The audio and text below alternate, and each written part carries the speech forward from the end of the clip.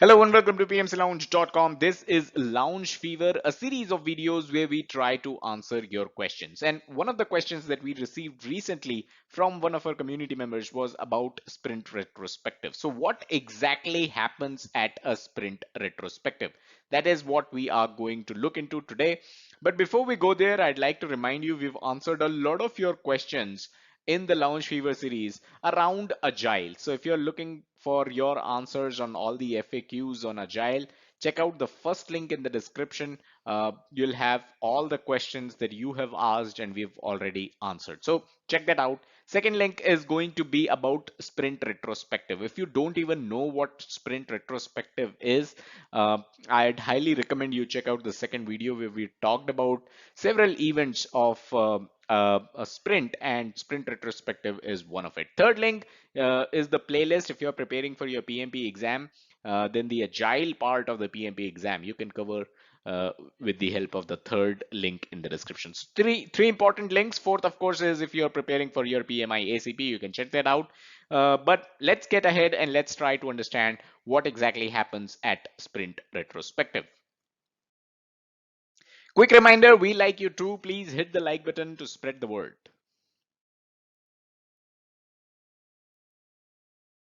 So if you're wondering what exactly is a sprint retrospective, then let me remind you, this is where a retrospective happens, right? This is the retrospect uh, part of a sprint, and this is where the sprint retrospective meeting takes place. So I hope you understand project vision, release planning, then a planning, and then we have implementation. That's where you have daily scrum, then you have a review, and finally you have the sprint retrospective, and after that you move on with deployment. So what exactly happens at this point in time? That is what we are looking into.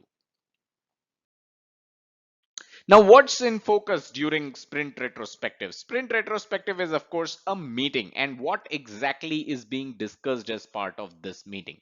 So, the Scrum team is basically inspecting the sprint that just ended, and they're trying to find ways that they can improve. As simple as that. So, the entire point of having a sprint retrospective meeting is to understand how they can improve, and that is what the scrum team is basically inspecting, and the focus is on the sprint that has just ended. The focus is not on previous sprints or anything.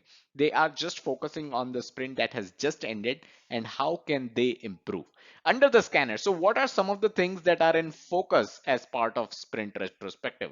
First is processes and tools. Again, remember, they are only talking about this sprint, right, and not previous sprints. So what are the some of the processes and tools that were used as part of this sprint? What are some of the ways that they can improve quality, relationships with other people within the organization, anything else that might have an impact on the work, right? All of this are basically pointers that are under the scanner, that are in focus of the Scrum team when they are basically going through a sprint retrospective. So what is the output of the sprint retrospective? Now that you're done with the retrospective, what is the output? More often than not, the output is an improvement plan. One plan to basically improve the future sprints, right? And this improvement plan is usually going to have a small list of specific action items, and there will be owners of these action items, right? So the sprint team members, they will have some action items assigned to them, and they are going to basically take action where they are going to basically ensure that the improvement plan is actioned on, and the improvement plan, whatever that the team came up with, is something that is carried forward and eventually leads to improvements in the future sprints. We invite you to join the PMC Lounge community. Head over to pmclounge.com/community. This is where our community members share their experience, testimonials. We have LinkedIn and Facebook groups. So do check this link out. Everything's free. So here are some of the points to remember as far as sprint retrospective goes. First is that you as a Scrum Master, you need to ensure that the team understands the time box and respect it. So just like several other Scrum events, a sprint retrospective also has a time box. So it is your duty as a Scrum Master to ensure that your team understands and respect the time box so that the sprint retrospective does not go on and on. And how does the time box look like?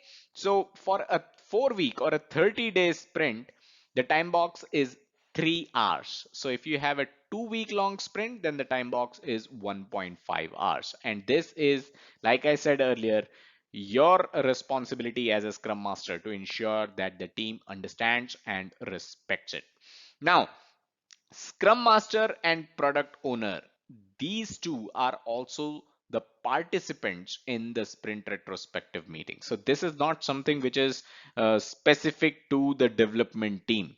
Scrum Master and Product Owner, they are also participants of this meeting, and they are also required to offer their opinions and ideas as part of the sprint retrospective. So these are some of the points that you should remember as far as sprint retrospectives go.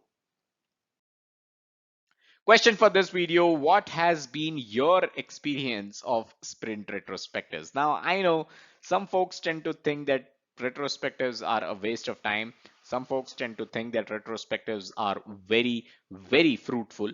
Let me know in the comments. Definitely looking forward to understanding your experience with sprint retrospectives. So that's all that we had in this video. I hope you got value out of it and were able to understand what exactly happens at sprint retrospectives. Subscribe to this channel if you haven't done so already. Smash that like button if you enjoyed the video and hit the bell icon to stay notified every time we upload new content. Don't forget to check out our website pmclounge.com, and if you like our work, consider contributing at pmclounge.com/contribute. Thank you.